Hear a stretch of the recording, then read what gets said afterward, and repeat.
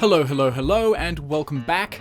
In this Sibelius lesson, I'm going to show you how to customize lines, and we can do this in the Edit Lines window, which can be found in the Notations tab by clicking on the little arrowed corner of the Lines section. And when we're in the Edit Lines window, similar to when we edit text in Sibelius, we can either edit an existing line or we can create a new line based off of an existing line. So for the sake of demonstration, I'm going to create a new line based on an octave line.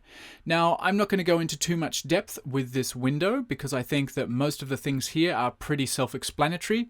So we can change the type of line, we can make it solid, we can make it dotted, we can make it dashed, but we can also make it wavy. So there are several different forms of wavy lines. There's wavy like a trill, or arpeggio, or vibrato, or wide vibrato. For solid, dotted, and dashed lines, we can also change the width of our lines, and we can also force our lines to always be perfectly horizontal or not. For dots and dashes, we can also choose the length of the gap and the length of the dashes. And we can also display something at the beginning of our line, as we see here. We could choose to have nothing at all, or we could choose to just have simply text, or we could use a symbol. And I could also do this for what we call the continuation of my line, for if it ever crosses onto a new system. And of course also for the end of my line. I can also add hooks or different types of arrows to the ends of my lines, and even text to be displayed in the center of my line. So we have a lot of options available when it comes to creating new lines. There's a lot of room to play around with. But what do we do if this isn't enough? What if instead of my line being a dash or a dot or one of these waves, I want to do something different? What if I want to use a symbol, for example? If we look closely at our list of available line styles, you'll see that the wavy lines are in fact comprised of symbols.